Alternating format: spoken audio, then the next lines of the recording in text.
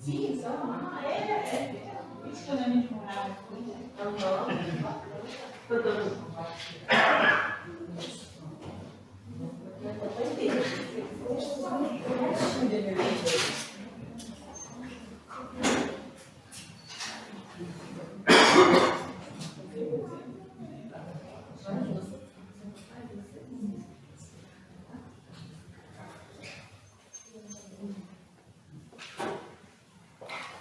Boa noite a todos, sejam todos bem-vindos para serenarmos os nossos corações e pensamentos do livro Estudo de Viva. Temos uma mensagem de Emmanuel, datada do dia 11 de fevereiro de 1965. Efetivamente, não alcançaremos a libertação verdadeira sem abolir o cativeiro da ignorância no reino do Espírito. É forçoso será observar que o conhecimento é um tipo de aquisição que exige de nós caridade para conosco. Por quê?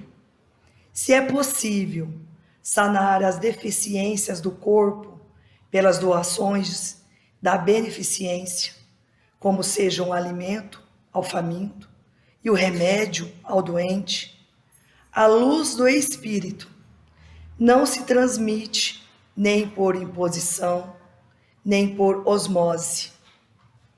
Quem aspire a entesourar os valores da própria emancipação íntima, à frente do universo e da vida, deve e precisa estudar.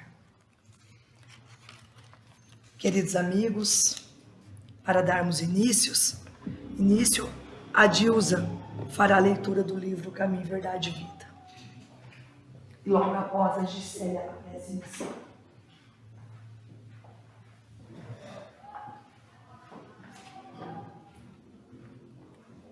Boa noite a todos. Livro Caminho, Verdade e Vida, capítulo 111. Orientadores do mundo. Respondeu-lhe Jesus: És mestre em Israel e não sabes isto? João capítulo 3, versículo 10.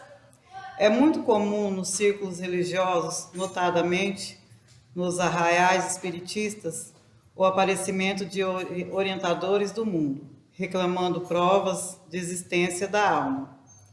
Tempo virá em que semelhante inquirição serão consideradas pueris, porque afinal, esses mentores da política, da educação, da ciência estão perguntando, no fundo, se eles próprios existem. A resposta de Jesus a Nicodemos, embora se refira ao problema da reencarnação, enquadra-se perfeitamente ao assunto, de vez que os condutores da atualidade prosseguem indagando sobre realidades essenciais da vida. Peçamos a Deus auxílio ao homem para que não continue tentando penetrar a casa do progresso pelo telhado. O médico leviano, até que verifique a verdade espiritual, será defrontado por experiências dolorosas no campo das realizações que lhes dizem respeito. O professor apenas teórico precipitar-se-á muitas vezes nas ilusões. O administrador improvisado permanecerá exposto a erros tremendos, até que se ajuste à responsabilidade que lhe é própria. Por esse motivo, a resposta de Jesus aplica-se com acerto às interrogações dos instrutores modernos. Transformados em investigadores, dirigem-se a nós outros, muita vez com ironia, reclamando certeza sobre a existência do Espírito.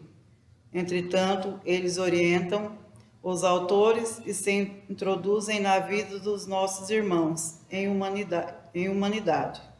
Considerando essa circunstância e em se tratando de problema tão essencial para si próprios. É razoável que não perguntem porque devem saber.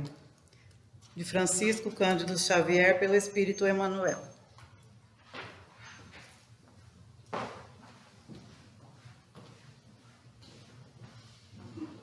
Vamos orar.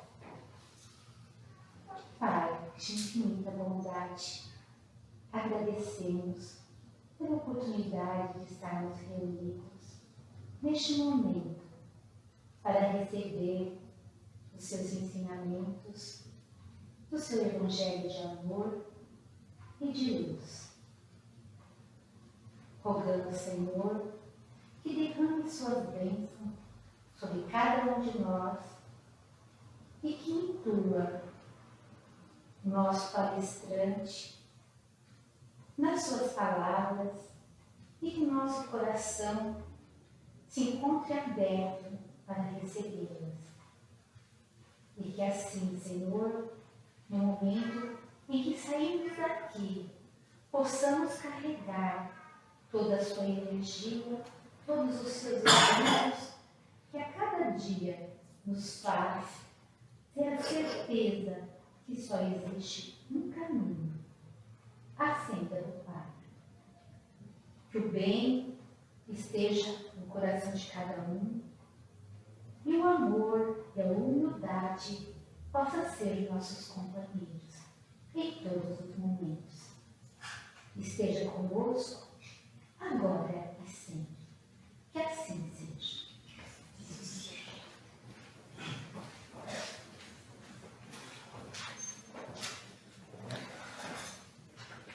E hoje nós temos a alegria de receber o trabalhador da Sociedade Espírita Allan Kardec, o Júnior Sena, para a palestra dessa noite, com o tema Conservando a Paz Divina. Júnior.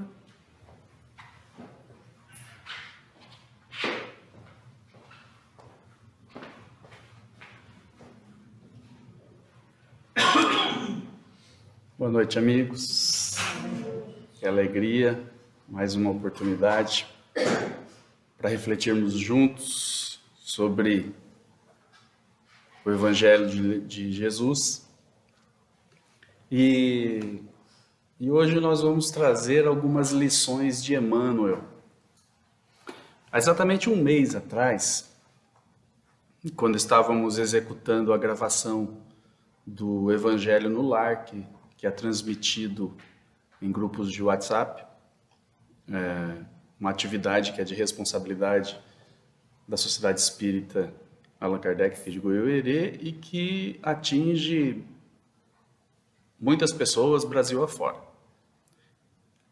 E na oportunidade em que estávamos gravando aquele Evangelho há um mês atrás, nos deparamos com um texto de Emmanuel no livro Vinha de Luz, que veio bem de encontro às nossas verdadeiras necessidades, e assim surge o tema de uma palestra, ou de reflexões para a gente pensar juntos e construirmos em nós esses ensinamentos. Emmanuel diz nesse texto, ele vem nos explicar quando sabemos conservar a ligação com a paz divina, apesar de todas as perturbações humanas. Então ele não faz uma pergunta, é uma explicação dele. O que nós fazemos no dia a dia que estaremos conservando a ligação com a paz divina, apesar de todas as perturbações que temos. E aí, o que me chamou a atenção é que ele diz conservar a ligação com a paz divina. Ele não diz estabelecer a ligação com a paz divina.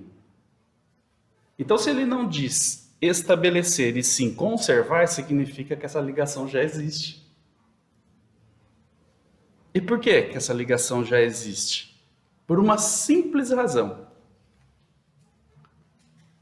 o Criador não mora fora da criatura.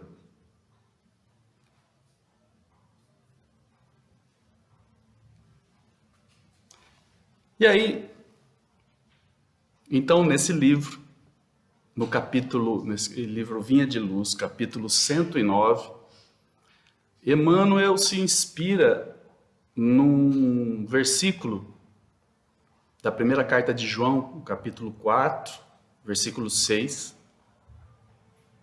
E de uma única frasezinha, Emmanuel constrói uma reflexão que é o que nós vamos tratar aqui hoje. E esse versículo diz assim: nisto conheceremos o espírito da verdade e o espírito do erro. Portanto, vamos começar agora, frase a frase, entender essas reflexões, essas lições de Emmanuel. Quando é e o que nós fazemos quando estaremos conservando essa paz divina? E que, por vezes, a gente esquece. E a primeira delas, Emmanuel já chegando assim, nesse texto. A primeira delas, ele diz assim: perdoando quantas vezes forem necessárias ao companheiro que nos magoa. Estaremos então conservando a paz divina quando estivermos perdoando quantas vezes forem necessárias o companheiro que nos magoa. Aqui a gente facilmente nós vamos lembrar de algumas passagens mais conhecidas. Uma delas, por exemplo, capítulo 5 de Mateus, versículo 7, que diz: bem-aventurados os misericordiosos, porque obterão a misericórdia. E ainda em Mateus, mais adiante um pouquinho, no capítulo 18, versículo 15, 21 e 22, diz: se contra vós pecou vosso irmão, ide fazer-lhe sentir a falta em particular, a sós com ele. Se vos atender, tereis ganho o vosso irmão. Essa frase é bem clara, né? Mas ainda tem o relato de Mateus, quando Pedro, chegando a Jesus, e perguntou: Senhor, quantas vezes perdoarei a meu irmão quando houver pecado contra mim? Até 7 vezes? E Jesus respondeu: não vos digo que perdoeis até 7 vezes, mas até 70 vezes 7 vezes. Então são duas passagens bastante conhecidas de todos nós e que por vezes esquecemos de praticar. Essas duas passagens de Mateus, elas prefaciam o capítulo 10 do Evangelho segundo o Espiritismo. Se vocês pegaram o Evangelho segundo o Espiritismo, capítulo 10, vem no prefácio desse capítulo e essas duas passagens de Mateus. E já no início da explicação, lá no Evangelho segundo o Espiritismo, no item 4, nesse item 4 ele nos traz algumas justificativas para procedermos dessa forma, ou seja, de perdoar. Quer ver?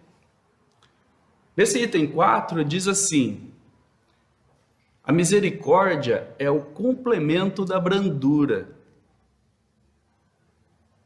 E olha a sequência: o esquecimento das ofensas é próprio da alma elevada, que paira acima dos golpes que lhe possam desferir. Então, se essa é uma justificativa para procedermos dessa forma, o que a gente ainda insiste em fazer? Criar justificativas, às vezes até bonitas, para não fazer isso. E uma delas é assim.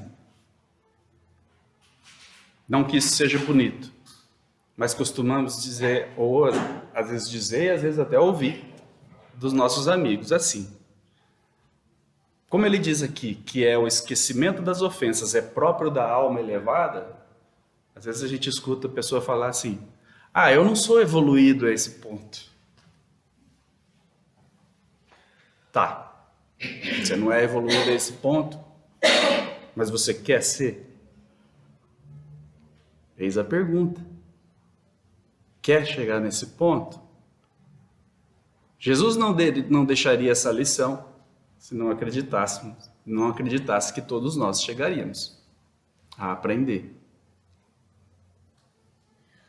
Então, se eu ainda não tenho a alma elevada para conseguir praticar o esquecimento das ofensas, preciso me pôr em marcha. Se já conseguir fazer essa reflexão e encontrar em mim mesmo essa limitação, primeiro passo, encontrei a minha limitação, olhei para a minha própria ferida. O que eu vou fazer daqui para frente, já que eu enxerguei a ferida? Vou deixar ela aumentar? Então, Jesus nos ensina nessa passagem que não deve ter limites para essa misericórdia. Nós não devemos nos limitar nessa misericórdia. É por isso que ele nos diz, perdoai 70 vezes, 7 vezes. Porque se a gente for fazer essa conta, então precisamos urgentemente aprender a perdoar. E por quê que a gente tem que aprender a perdoar? A resposta dessa pergunta é uma outra pergunta. Qual é o sentido de ficarmos nos enchendo de rancor, de mágoa? Qual é o sentido disso?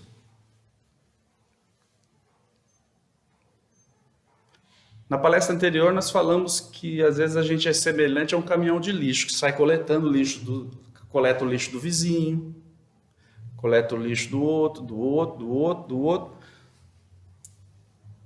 É como você ir na sua despensa, encontrar um alimento estragado e comer. Vai te fazer bem?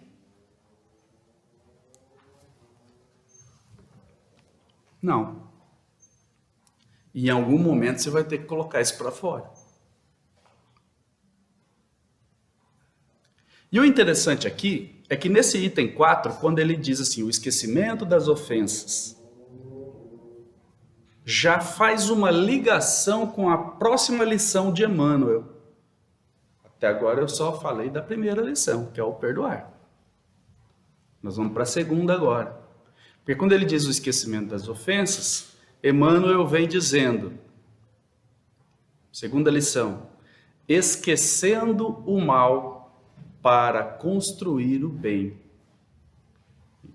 Então, quando a gente estiver fazendo isso, esquecendo o mal para construir o bem, estaremos conservando a ligação com a paz divina. E aí, diante dessa nova lição de Emmanuel, a gente encontra um recado direto para nós espíritas. E onde é que está esse recado? No mesmo capítulo 10 do Evangelho segundo o Espiritismo. Só que agora lá no item 14, que o título desse item 14 é Perdão das Ofensas. E aí vem o recado para nós, dizendo assim, espíritas, jamais vos esqueçais de que, tanto por palavras, como por atos,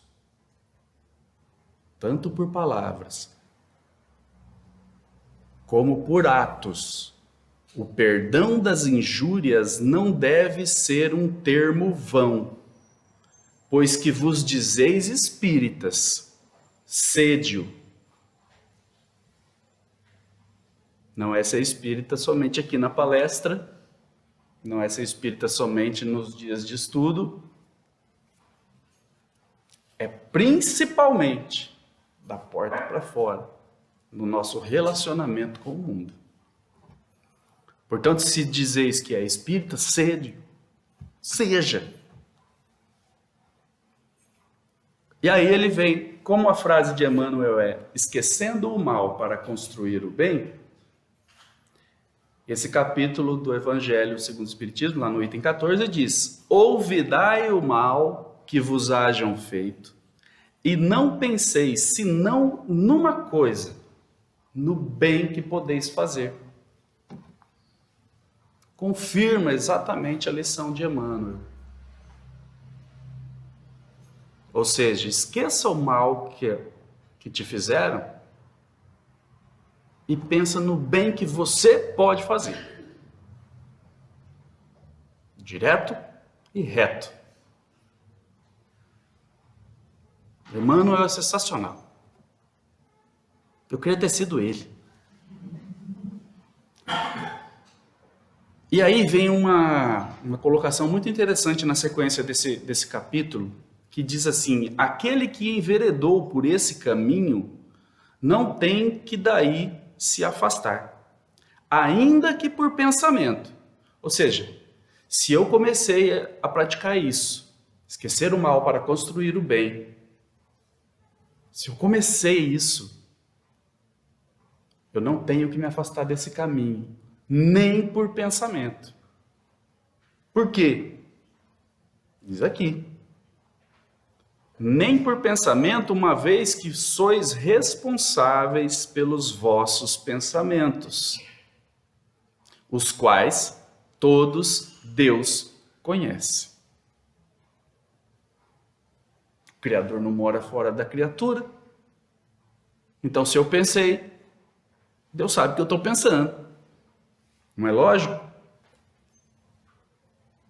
Cuidai, portanto, de os expungir de todo sentimento de rancor. Vamos nos limpar desse sentimento de rancor. Deus sabe o que demora no fundo do coração de cada um de seus filhos. Feliz, pois, daquele que pode todas as noites adormecer dizendo: nada tenho contra o meu próximo. Esse recado foi trazido ao Livro dos Espíritos, na codificação, no Evangelho segundo o Espiritismo, né, na codificação, pelo Espírito Simeão, em Bordeaux, 1862. E aí vem a terceira lição de Emmanuel. E nessa terceira lição de Emmanuel também impressionante, quando ele diz assim: quando é que nós estaremos então conservando a ligação com a paz divina? Quando estivermos amparando com sinceridade aos que nos aborrecem. Amparar com sinceridade aos que nos aborrecem. E aqui encontramos um amparo no capítulo 19 do livro Estante da Vida, que inclusive o José Luiz citou na palestra dele semana passada. Mas eu vou repetir porque essa história é sensacional. Então, nesse livro Estante da Vida, o irmão X, através da psicografia de Chico Xavier, nos relata a passagem entre Jesus e Pedro, que quando receberam os 4 publicanos, que os procuraram com fome de esclarecimento. Já tinham ouvido falar da Boa Nova e queriam mais esclarecimentos. Eram eles Eliúde, Moabe, Zacarias e Ananias. 4 publicanos procuraram, buscando informações, esclarecimentos. Só que ao mesmo tempo em que eles chegaram para pedir esses esclarecimentos da Boa Nova, Jesus recebeu informações de que alguém estava à beira da morte. Jesus se retirou, então, para atender uma outra pessoa que necessitava de amparo. E aí, nesse momento, Jesus chamou Pedro e disse, aqui vem a ligação com a lição de Emmanuel, ampara-os com a verdade, prossigamos em nossa tarefa de amor. Isso foi o que Jesus pediu para Pedro.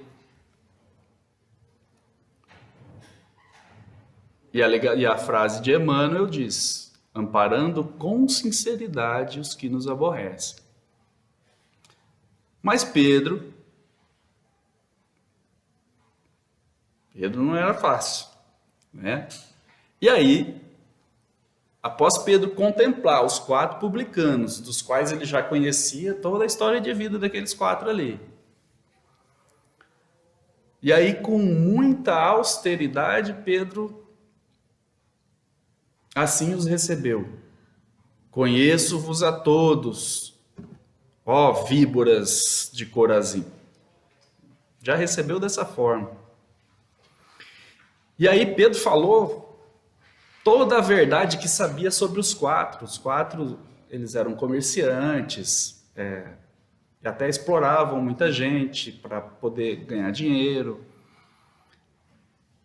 E Pedro jogou na cara deles a verdade, o que ele sabia sobre aquelas pessoas.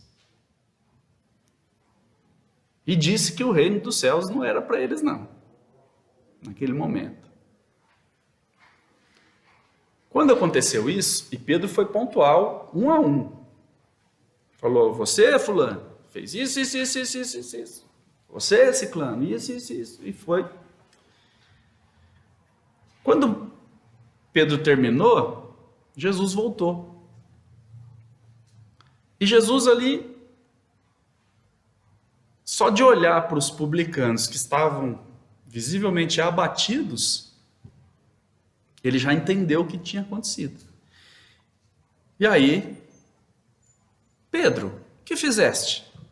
Perguntou. Senhor, Pedro respondeu, Senhor, tu disseste que eu deveria amparar estes homens com a verdade.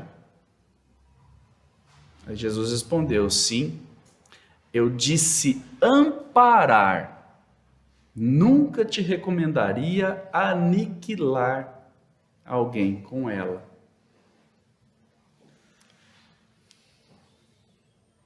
Por isso a ligação com a frase de Emmanuel, amparando com sinceridade os que nos aborrecem. Porque por vezes a gente pega essa verdade e esfrega com força no próximo. É a verdade. Mas o que Jesus está recomendando é que a gente deve amparar com a verdade e não aniquilar a pessoa com ela.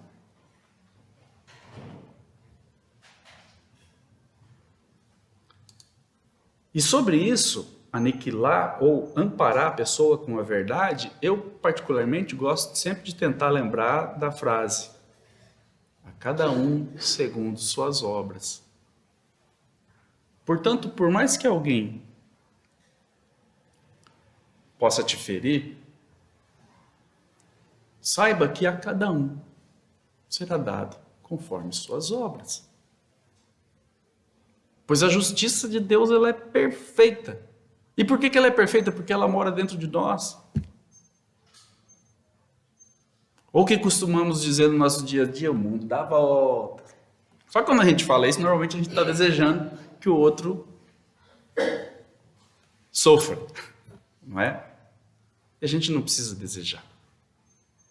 Esqueça o mal e deseje o bem. Nós vamos ainda ver mais disso. Por quê? Porque ainda dentro desse assunto de esquecer o mal, pensar no bem, perdoar, nós vamos falar sobre uma coisa que eu vou trazer até uma curiosidade. Nós vamos falar sobre uma palavrinha chamada melindre.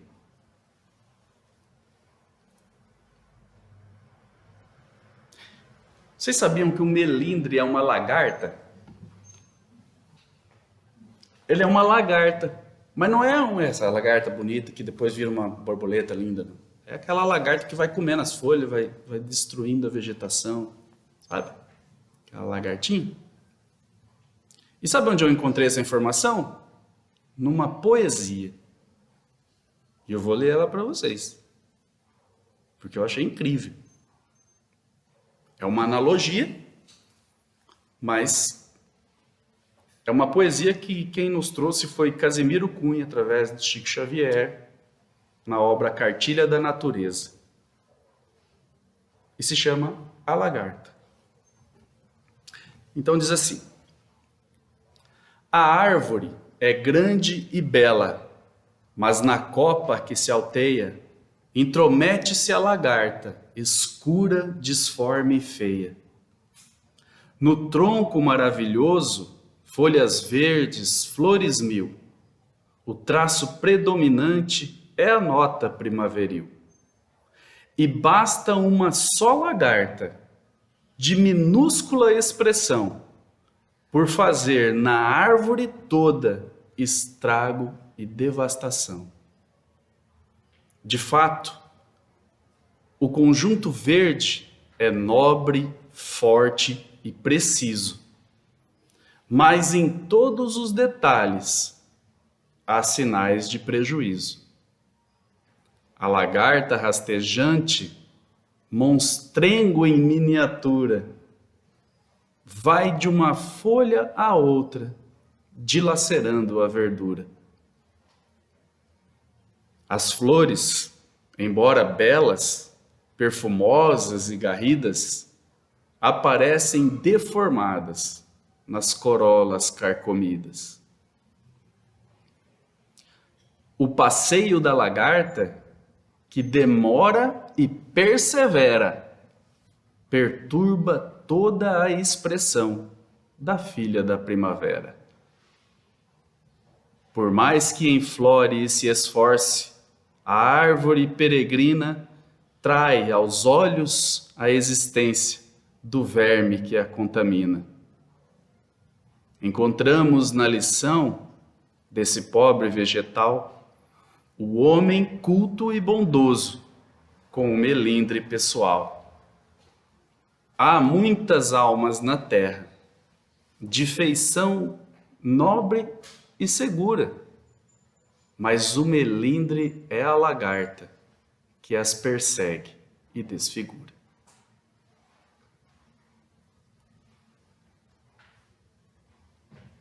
Eu confesso que tenho grandes dificuldades, às vezes, até de entender certas poesias, mas essa é perfeita. E ainda sobre esse assunto melindres, André Luiz, no livro, na obra Sinal Verde, traz também algumas reflexões sobre o melindre e, obviamente que eu não vou ler tudo, mas destaquei alguns trechos para a gente refletir sobre isso.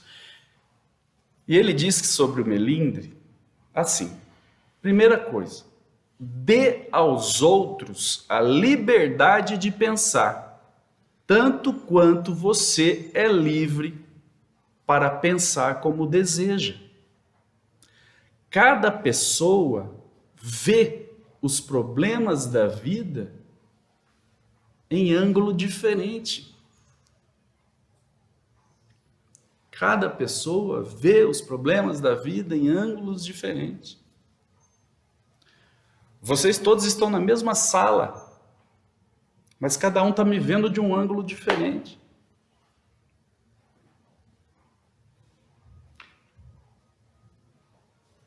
E aí, André Luiz faz a recomendação: não se aborreça, coopere. Não se aborreça, coopere.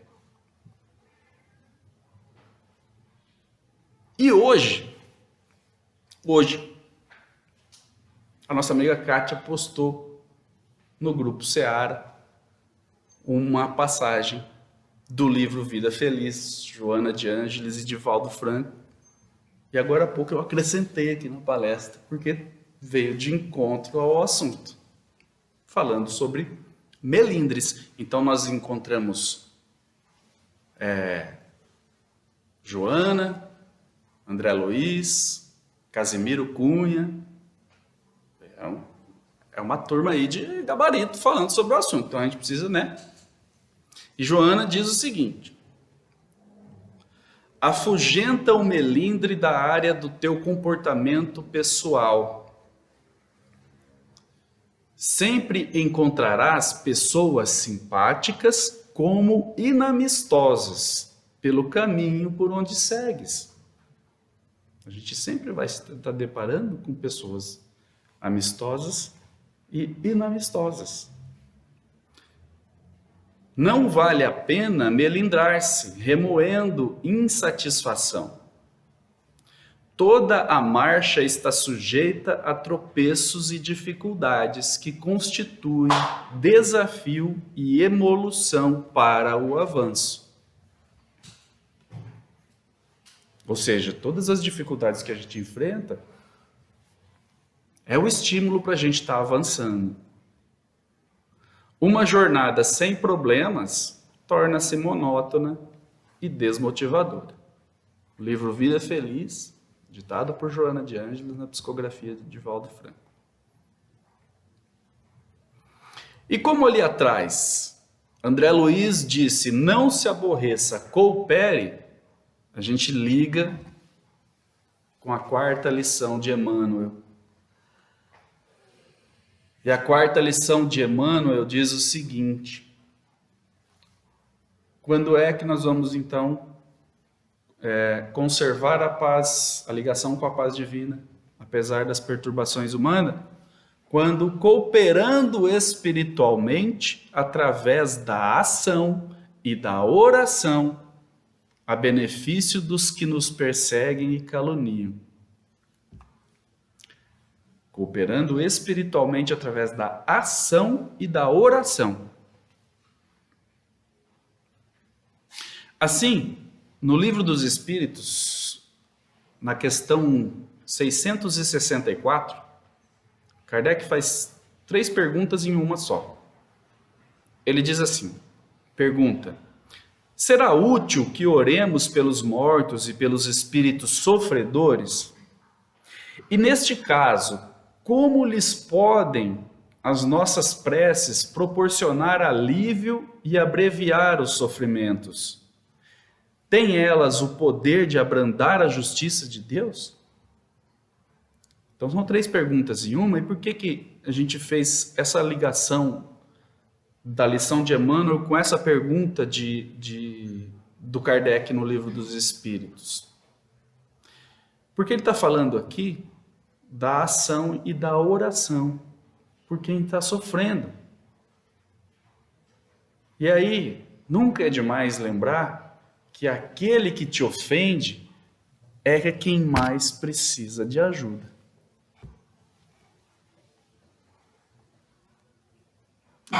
Quando a gente exercita pensar isso, quando alguém está te ofendendo, você fazer essa leitura de que é ele que mais precisa de ajuda, você muda o seu ângulo de olhar para a pessoa.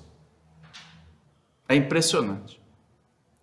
E aí a resposta dos Espíritos a Kardec diz assim: a prece não pode ter por efeito mudar os desígnios de Deus. Ou seja, por mais que a gente ore pela pessoa, o que está reservado por Deus aí, né, não dá para brigar com o chefe, né?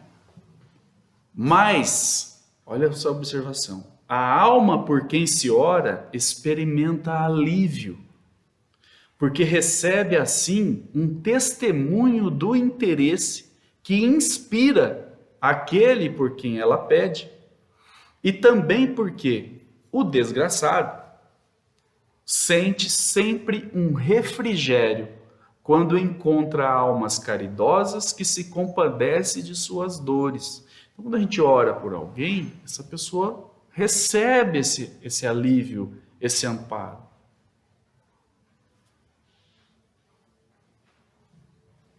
Por outro lado, mediante a prece, aquele que ora concita o sofredor ao arrependimento e ao desejo de fazer o que é necessário para ser feliz.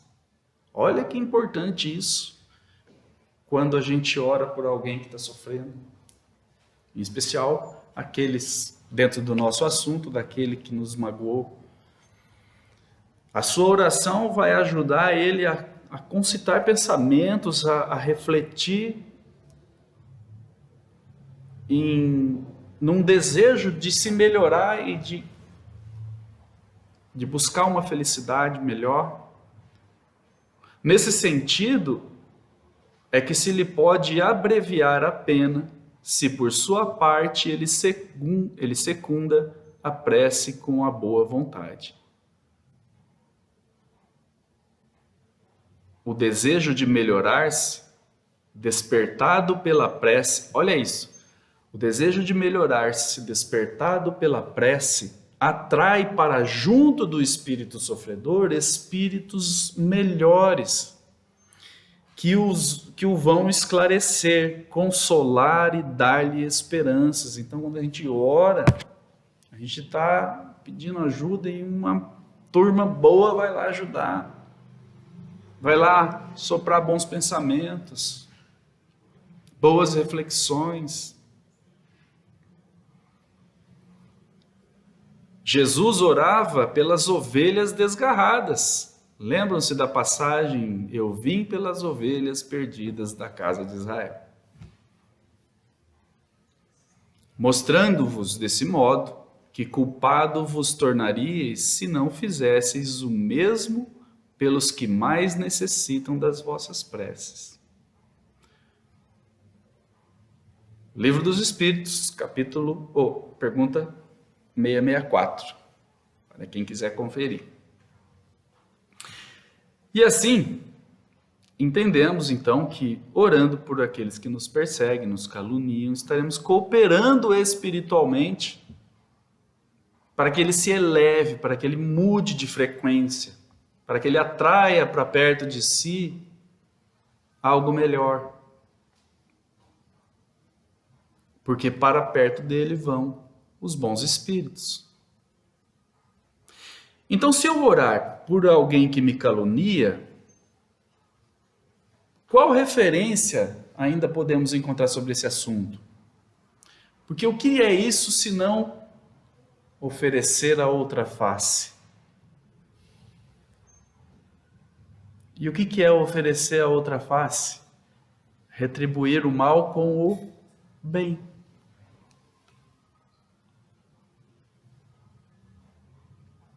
Ainda amparado pelo Evangelho segundo o Espiritismo, capítulo 12, amai os vossos inimigos.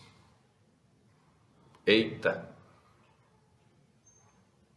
E traz esse capítulo 12 do Evangelho segundo o Espiritismo, traz o prefácio dizendo assim: eu, porém, vos digo, amai os vossos inimigos, fazei o bem aos que vos odeiam, e orai pelos que vos perseguem e caluniam. Isso está relatado por Mateus no capítulo 5, versículos 43 a 47.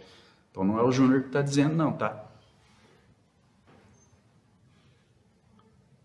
Mas Júnior do céu, vamos pensar. Amar os inimigos? Como assim? É difícil. Mas nesse capítulo 12 vem uma explicação. Porque o que a gente trata aqui no Espiritismo é uma fé raciocinada. E aí diz, amar os inimigos não é ter-lhes uma afeição que não está na natureza.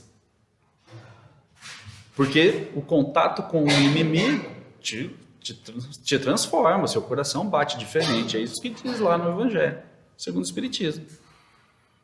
Diferente de quando você está com um amigo. Teu corpo reage. Amar os inimigos é não lhes guardar ódio, nem rancor, nem desejo de vingança. É perdoar-lhes sem pensamento oculto, sem condições, o mal que nos causem.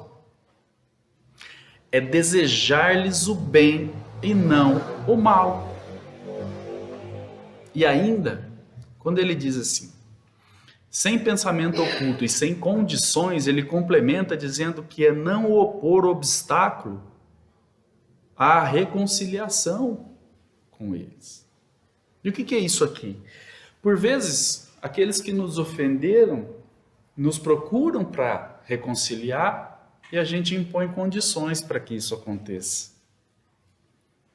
Eu te perdoo se... E aí bota um se no final da frase. Se... Se você fizer isso, eu fizer aquilo. Então você coloca obstáculo, impõe condições.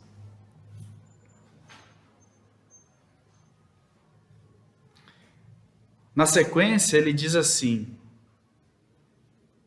que então nessa amar os inimigos é retribuir-lhes sempre o mal com o bem, sem a intenção de os humilhar. No pensamento de Pedro lá atrás, quando recebeu os publicanos, possivelmente ele estava pensando que estava fazendo bem. Ele só não pensou na questão da humilhação, porque ele estava esfregando a verdade na cara da turma lá dos publicanos.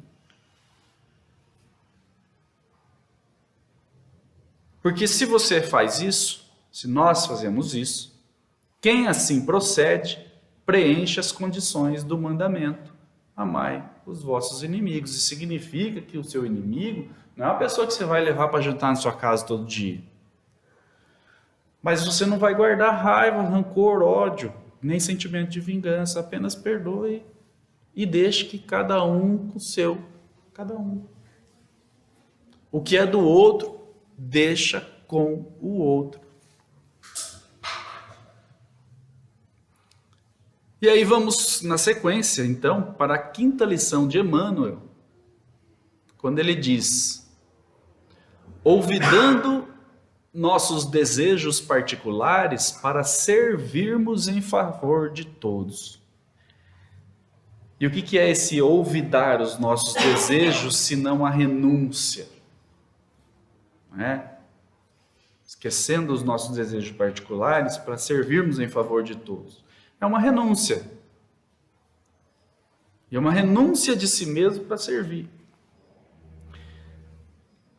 E aí encontramos algo interessante. Em 11 de março de 1954, numa reunião mediúnica, por intermédio do Chico Xavier, o benfeitor Bezerra de Menezes pronunciou uma alocução alusiva à renúncia. Naquela ocasião, ele estava destinando a mensagem, até comentamos sobre essa mensagem no estudo passado, ele destinava essa mensagem principalmente aos inúmeros irmãos desencarnados que se encontravam nessa reunião, que ali compareceram. Porque eram irmãos transviados no sofrimento, na sombra, era o pessoal que foi levado ali porque precisava de um socorro, de um amparo. E obviamente que o discurso do Bezerra de Menezes é um discurso belíssimo de amor e de esperança. E nós pincelamos aqui 3 frases apenas, porque é um discurso grande e nós não temos tempo hábil para isso. Já estamos nos encaminhando para o encerramento. Mas Bezerra de Menezes diz, constantemente nossa palavra se reporta à caridade e admitimos que caridade seja apenas alijar o supérfluo de valores materiais da nossa vida. Entretanto, a caridade maior será sempre a da própria renunciação, que saiba ceder de si mesma para que a liberdade, a alegria, a confiança, o otimismo e a fé no próximo não sofram prejuízo de qualquer procedência. E aí ele continua dizendo que saibamos assim exercer a doce caridade de compreender as criaturas que nos cercam, estaremos exercendo a caridade. Não somente entendê-las, mas também ampará-las pelo desprendimento de nossos desejos, percebendo, olha esse final dessa frase, percebendo que o bem do próximo, antes de tudo, é o nosso próprio bem. Bezerra de Menezes.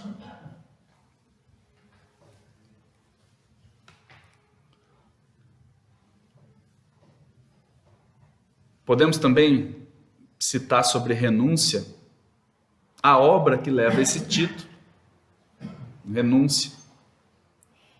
Uma obra que é do próprio Emmanuel, através da psicografia de Chico. Para quem não leu, para quem não ouviu, vale a pena, porque é uma história impressionantíssima de renúncia, onde Alcione, filha de Cirilo e Madalena, eu não vou dar spoiler, não.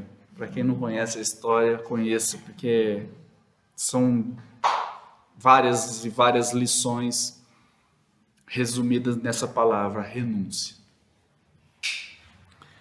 E por fim, na Revista Espírita, ainda falando sobre renúncia, na Revista Espírita de janeiro de 1863, janeiro de 1863, tem um texto chamado Os Servos, que conta a história de um criado. Vou resumir. Numa das viagens de Kardec, visitaram uma família da alta sociedade e lá encontraram um jovem que era servo dessa família, mas cujo rosto fino, inteligente, que impressionou pelo porte, pelo ar distinto. Nada nas maneiras desse jovem criado, esse jovem servo, denotava uma inferioridade, um comportamento que era comum, uma característica comum das pessoas daquela condição de servos naquela época. Tá bom, eles se impressionaram com isso. Um ano depois, eles visitaram novamente essa mesma família e não viram mais esse menino lá, esse jovem. E aí perguntaram: vocês demitiram o rapaz? E aí essa família disse: não, ele foi passar uns dias na terra natal e lá morreu. Voltando aos trabalhos, a turma resolveu, numa sessão mediúnica, tentar se comunicar com esse rapaz. E conseguiram. E por que nós trouxemos esse texto? Porque também foi uma existência de renúncia. E ele mesmo explicou, na entrevista, entre tantas coisas que ele explicou que nessa última em que ele foi servo, ele veio para expiar o próprio orgulho. Nascendo numa condição servil. E ali ele encontrou ocasião, tanto de expiar o próprio orgulho, quanto de servir, né, de provar a dedicação ao benfeitor dele. Porque na existência anterior ainda, ele tinha sido muito bem educado no sentido material, recebeu os melhores estudos, era de família abastada, de muito dinheiro, muitas posses, e ele usou isso. Não usou isso de maneira correta. E na próxima, então, ele resolveu buscar vir numa condição de servo e, através da humildade, ele conseguir vencer o próprio orgulho. Olvidou o próprio desejo em benefício de outros. Praticou a renúncia. Assim, meus amigos, eu espero que as lições de Emmanuel, nesse capítulo 109 do livro Vinha de Luz, que nós falamos aqui, são 15 lições. Nós terminamos na quinta. Então, sobre essas lições de Emmanuel, ainda teremos mais pelo menos 1 ou 2 encontros aí para refletirmos sobre isso. Então eu assim encerro desejando do fundo do meu coração de que todos nós possamos sair daqui iniciando em nós mesmos a prática de conservar a ligação com a paz divina, praticando essas lições. Muita paz a todos, muito obrigado.